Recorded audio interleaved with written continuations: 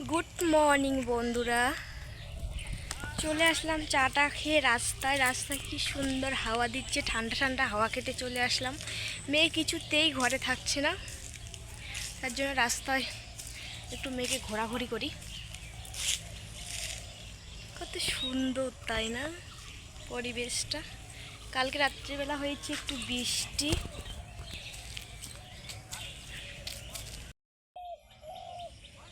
দেখেছো ধান গাছগুলো কত সুন্দর হয়েছে।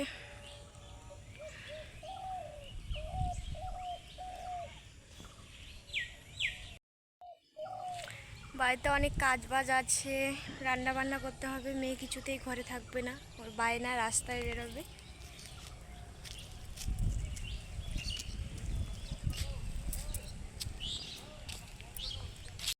আমি আজকে ঘুম থেকে উঠেছি ভোর 5টার দিকে। তো আমার মেয়ে একটু পরেই উঠে পড়েছে। আমরা স্নান করে মাত্র ঘরে চলে আসলাম, তারপরে বাকি কাছে ধরবো, তাতেই আমার মেয়ে উঠে পড়েছে। আর এদিকে সকাল সকাল দেখো এদিকে রাস্তায় কত লোকজন।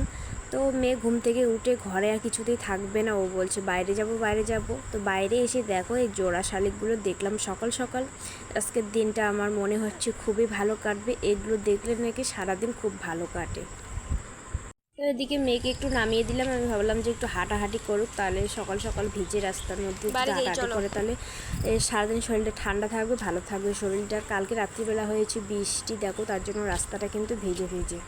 আর এদিকে সকাল সকাল যেহেতু দোকান খুলে গেছে, তো এদিকে রাস্তায় আসলেও দোকান যাওয়ার ভেজাল, কারণ দোকানটা পাশে, আমাদের বাড়ির পরের বাড়িটাই দোকান। তারপরে এদিকে ঘরের অবস্থা তো আমার খুবই খারাপ। তো এদিকে এখন ঘরে আসলাম, ঘরের কাজ বা সমস্ত কিছু সারবো। এদিকে ঘরটার গোছাবো। এদিকে স্নানটা তাড়াহুড়ো করে আসলাম, স্নানটা করলে কি রান্নাঘরের কাজ বাজ আমি করতে পারবো, এদিকে ঘরের মেয়েকেও সামলাবো, এদিকে রান্নাবান্না কাজও করতে পারবো। তার জন্য আমি সকালবেলা আগে উঠে তাড়াহুড়ো করে স্নানটা করে আসি।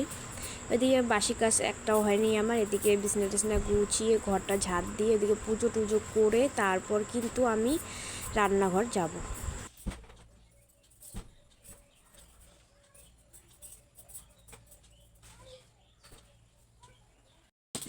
আর এইদিকে চলো এবারে বিছনাটা ভালো করে টান করে বিছনার চাদরটা বিছিয়ে নিই। আর এইদিকে দেখো প্লাস্টিকটা হয়ে গেছে ছোট, একটা বড় প্লাস্টিক আনতে হবে। এদিকে প্লাস্টিকটা ছোট হয়ে গেছে জন্য বারবার ওইদিকে সরে যায়, এক কোনায় গিয়ে থাকে। আর মেয়ে তো এখন মনে করো বড় হয়েছে, সারা বিছনায় ঘোরাফেরা করতে পারে আর ও হিসু করে দেয়। তো এদিকে ভালো করে কেতাটা বিছিয়ে নিচ্ছে, এবার বিছনার চাদরটা টান করে বিছিয়ে নেব। বিয়ের পরে এখনও পর্যন্ত মনে করো বিছনার চাদর আমার কেনা হয়ে ওঠে নেই, সমস্যার জন্য, টাকা পয়সার সমস্যার কারণে। এখনও পর্যন্ত কিন্তু বিয়ের পরে আমি কোনো বিছনার চাদর বলো, বালিশের কাবার টাবার বলো, আমার মা যেহেতু কাপড়ের ব্যবসা করে, তো আমি ওইখান থেকে বালিশের কাবার টাবারগুলো নিয়ে আসি। আর হচ্ছে এইদিকে আমি বিছনার চাদরগুলো আমার বিয়েতে এসে দান পড়েছে, ওগুলোই আমি চালাচ্ছি। তো দেখি পয়সা হলে পুজো ওইদিকে দেখি কিনবো। ও ইচ্ছা আছে ভালো দেখে বিছনার চাদর কিনে রাখবো, যখন আত্মীয় স্বজন আসবে তখন বিছিয়ে নেব। যখন একটু পয়সা হয় তখন না মোবাইল থেকে অর্ডার করতে চাই, কিন্তু ভালো আসে কি না তার কারণে আমি কিন্তু অর্ডার করি না। কারণ এখন আমাদের সমস্যা টাকা পয়সার, আমার বরের একা কাজ করে, ওটা দিয়ে সংসার চালানো, আবার অনেক কিছু টাকা পয়সার দরকার থাকে। তো মেয়ে আছে, বুঝতে পারছো মেয়ের কখন কি হয় না হয়, খাওয়া দাওয়া। ওর বাবা কালকে মেয়েকে দেখো এই গাড়িটা কিনে এনে দিয়েছে 200 টাকা দিয়ে। তো আমাদের বাড়ির পাশে একটা ছেলে, ছোট বাচ্চা, ও চালায় রাস্তার মধ্যে। তো আমার মেয়ে দেখে কান্না করে চায় জন্য মেয়েকে কালকে নিয়ে এসেছি মেয়ের জন্য গাড়িটা। 200 টাকা, এটুক গাড়ি ভাবা যায় 200 টাকা। আর মেয়ের গাড়ি দেখেছো। আর ওইদিকে মেয়ে ছিল ওর বড়মাদের ঘরে, তো আমি ওকে খাওয়াবার জন্য আমি বললাম যে আমার ভাস্তিটাকে বললাম যে নিয়ে আয়, তো ওকে খাওয়াই সকাল সকাল। যদিও বা অতটা সকাল না, 8টা বাজে। তো আমি একবার দিকে রান্নাবান্নার কাজে লাগবার জন্য আমি ভাবলাম না আগে মেয়েকে খাওয়াই, তারপরে ওইদিকে লাগিয়ে, একবার যদি কাজে লাগিয়ে পরে আর খাওয়াতে ইচ্ছা করে না। খাওয়াতে ওখানে অনেক সময় লাগে, অনেক ভেজাল করে, তার জন্য আমি ভাবি ওকে খাওয়াই দিয়ে একবারে কাজে লাগবো। আর এদিকে তখন দুষ্টুমি করছে, খাওয়ার দেখে পালাচ্ছে। আমার মেয়েটা কেন জানি না খাবার দেখলে পালায়, খাবার দেখলে কান্না করে। আর এদিকে দেখো মুখ টুক চিপে ধরে এখন খাওয়াবো, দেখেছো কীভাবে খাওয়াতে হয়। ওই দেখো 1 চামচ খাইয়ে নামছে এখন। খাওয়াতে কিন্তু আমার 1-1.5 ঘন্টা লেগে যায়, গান শুনবে, খাবে, কখন হাঁ মেলবে, তখন খাওয়াতে হবে, বেশি যদি মুখ চিপে খাওয়াই তারপরে বমি করে দিবে। তো চলো দুপুরের মেনু আজকে আমাদের কী কী হবে তোমাদের সাথে শেয়ার করি। দেখো চাম গাছ ঢেকিয়া একটু জঙ্গলে খুঁটে খুঁটে এই দিকে আমি নিয়ে আসলাম। জঙ্গলে কুড়িয়ে পাওয়ার শাক দিয়ে কিন্তু আজকে দুপুরে আমাদের ভুরি ভোজন হবে। তো আমাদের গ্রামে কি বলতো একটাই সুবিধা, ঘরে যদি কোনো তরকারিপাতি না থাকে তাহলে কিন্তু গ্রামে অনেক সবজি, শাক সবজি বলো, তো একদিন দুদিন চালিয়ে দেওয়া যায়। তো আজকে দেখো দুপুরে আমি করব চাম ঘাসের ডাল, এটা চটচটে আলু কাটলা বিচি দিয়ে, আর করবো এদিকে ঢেঁকিয়া শাক ভাজা। তো এদিকে বসে পড়েছি এখন তরকারি কাটতে, তরকারি কেটে তারপরে রান্না বসিয়ে দেবো, কারণ এগুলো বেচতে তো অনেকটা সময় লাগে। তো তার কারণে ভাবলাম যে না আগে এগুলো কাটাকুটি করে নেই, তারপরে এদিকে রান্নাটা বসিয়ে দিই, নাহলে আবার এদিকে আমার তাড়াহুড়া লেগে যাবে। আর এদিকে এগুলো অনেক চিকন চিকন, তার জন্য। দেখো বন্ধুরা এখন বাজে বিকাল 4:16। তো মেয়ের জন্য এখন মুসুরির ডাল দিয়ে ডালিয়া করে নিলাম। আজকে সবজি টবজি কিচ্ছু দেয়নি, তো এখন ওকে খাইয়ে দেবো।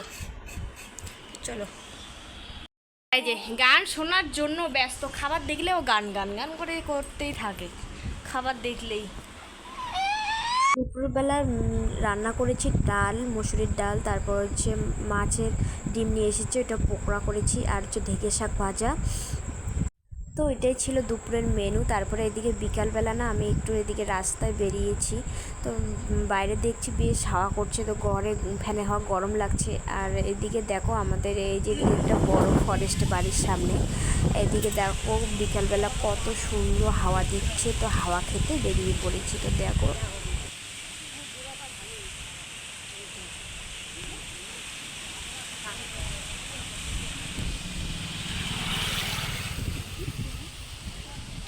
তো রাস্তা থেকে ওদিকে অনেকক্ষণে ঘরে চলে আসছি। তো এদিকে সন্ধ্যাবাতি দেওয়া কমপ্লিট, এদিকে আমার একটা যা আসছে, তো গল্প টল্প করলাম, চাটা খাইলাম, খাওয়া দাওয়া করে এদিকে বসে পড়লাম অনেক চিন্তা ভাবনা করে যে রাত্রিবেলা কী বানাবো। এদিকে কচুর ফুল দেখো, আজকে সারাদিনে কিন্তু কচু খাইলাম। সকালবেলাও জাম ঘাসটা, ওটাও একটা কচু বলে, তো যে সকালবেলাও খাইলাম, এখন রাত্রিবেলাও কচু খাবো। এই কচু খাওয়া নিয়ে বরের সঙ্গে রাত্রিবেলা দারুণ ঝগড়া লাগবে। কচুর ফুলটা ভাজতে হয় অনেকক্ষণ ধরে, রান্না করতে হয় অনেকক্ষণ ধরে, কিন্তু আমার বর তেল শেষ হয়ে গেছে, আমি ওকে বলেছিলাম সকালবেলা, আমি বললাম তেল নিয়ে আসো, ওর বলে মনে ছিল না, ও বললো এখন চালিয়ে দাও, আমিও রাত্রিবেলা নিয়ে আসবো। তো ওর জন্য ওয়েট করে ছিলাম, তো নিয়ে এসেছে রাত্রিবেলা। এগুলো কি তাড়াতাড়ি রান্না হয় বলো? ও এসে বলছে আমার না দারুণ খিদা লাগছে, খেতে দাও। তারপরে আমি তো রান্না করিনি, তেল ছিল না জন্য, তো তাড়াহুড়ো করে রান্না করে দিয়েছি। আর এদিকে মূলো আলু কেটে রেখেছি, আমি বললাম ভাজা করবো, তো বলছে লাগবে না, ডিম অমলেট করা, কচু ফুলটা বানাবো, তো বানাও, ওটা দিয়ে রাত্রিবেলা খাবো। তো দিকে আমি ভাপিয়ে রেখেছি কচু ফুলটা, এখন রান্না করব। তো পরে আর ভাজাটা আমি করি নাই, তো শর্টকাট ডিম অমলেট করেছি, আর করেছি হচ্ছে কচুর ফুলের ভাজা। তো মুখে ধরেছে জন্য আমাকে অনেক বকাচকা করলো। তো দেখো কচু ফুলটা দেখতে কিন্তু দারুণ হয়েছে। এদিকে দুপুরবেলার মাছের বড়া ছিল, এদিকে চাম গাছের চটচটি আছে, একটু ডিম অমলেট করে নিয়েছি। তো চল।